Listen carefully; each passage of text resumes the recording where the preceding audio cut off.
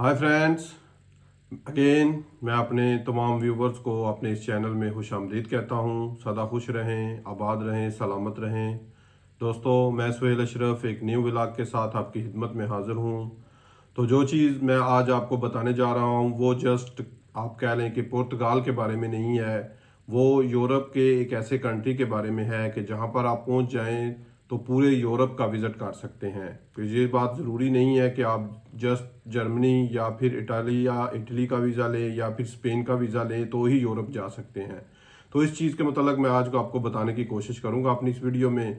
तो वीडियो में जाने से पहले मैं अपने तमाम व्यूवर्स, अपने तमाम फ्रेंड्स, अपने तमाम दोस्तों से गुजारिश करता हूँ कि मेरी इस वीडियो को आगे शेयर भी करें और लाइक भी करें ताकि ज़्यादा से ज़्यादा लोग जो है इससे फ़ायदा उठा सकें। तो फ्रेंड्स, आज की वीडियो में मैं आपको उस कंट्री के बारे में बताना चाहूँगा कि जिस एक कंट्री में आप जाकर किस तरह पूरे यूरोप का विज़िट कर सकते हैं या यूरोप के किसी भी कंट्री में जा सकते हैं, और उस कंट्री जिसमें आप जाना चाह रहे हैं वहाँ पर आप कैसे पहुँच सकते हैं। तो फ्रेंड्स, यूरोप के इस वक्त 27 कंट्री ऐसे हैं जो कि जस्ट एक कंट्री का आप वीज़ा ले लें तो सारे कंट्री घूमकर आप वापस आ सकते हैं, जिसको हम शेंजन वीज़ा बोलते हैं। तो उसमें शेंजन एरिया में कुछ ऐसे भी कंट्री हैं कि जो आसानी से वीज़ा दे सकते हैं। अब सम कंट्रीज आप कह लें कि हमारे जो दोस्त या जो भाई वो सर्चिंग करते हैं वो कहते हैं कि जी जर्मनी या तो फिर स्पेन या फिर इटली का में वीज़ा मिले तो हम यूरोप जा सकते हैं। तो ब्रदर्स, मेरे फ्रेंड्स, ऐसी कोई बात नहीं है। आप किसी भी छोटे कंट्री यूरोप का वीज़ा लेकर वहाँ पर जाकर बाकी कंट्री का भी विजिट कर सकते हैं। तो इन कंट्रीज में एक कंट्री है जो मैं आपको लाजमी तौर पर बताना चाहूँगा, वो है लग्जमबर्ग।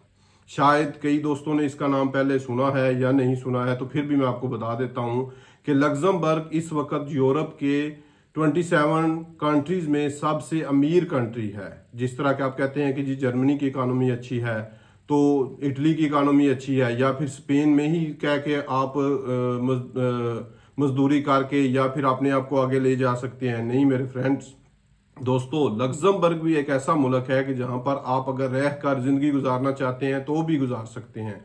और रही उसके वीज़ा की बात, तो फिर ब्रदर मैं आपको उसका जो बताने जा रहा हूं वो चीज़ सबसे ज़रूरी और अहम है, वो है कि उसकी वीज़ा रेशो क्या है। अगर आप लोग टूरिस्ट हैं, अगर आप लोग किसी और कंट्री में गए हैं तो आपको पता होगा कि कौन सा कंट्री जो है वो ज़्यादा वीज़ा इशू कर रहा है। तो जहां तक मेरा इल्म है, जहां तक मुझे पता है, वो लग्जमबर्ग जो कि वीज़ा रेशो के एतबार से उसकी जो वीज़ा रेशो है, जो वो वीज़े इशू करता है तमाम टूरिस्ट को, तमाम अपने विजिटर्स को, वो है 98%। इसके अलावा एक दो और भी छोटे कंट्री हैं, वो मैं अपनी नेक्स्ट वीडियो में आपको मजीद बताने की कोशिश करूंगा। लेकिन इस वीडियो में मैं जस्ट आपको लग्जमबर्ग के बारे में क्यों कह रहा हूं, क्योंकि ये एक ऐसा कंट्री है कि जो आपको बआसानी वीज़ा दे देगा। अब रही कि पाकिस्तान वाले वो भाई कि ये लग्जमबर्ग से कहाँ से वो वीज़ा लेंगे, क्योंकि लग्जमबर्ग की एम्बेसी पाकिस्तान में जो काम कर रही है वो खुद नहीं कर रहे हैं, वो बेल्जियम की एम्बेसी के थ्रू कर रहे हैं।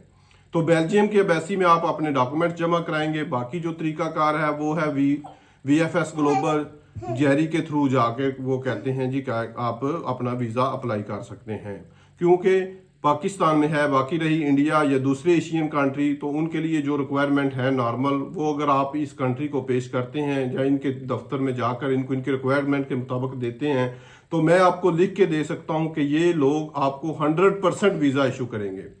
और जब आपको ये वीज़ा हासिल हो जाता है तो आप किसी भी कंट्री यूरोप में इन हो सकते हैं, वीज़ा लेकर स्पेन में घूम सकते हैं, जर्मनी में घूम सकते हैं, पुर्तगाल में भी हत्ता के घूम सकते हैं।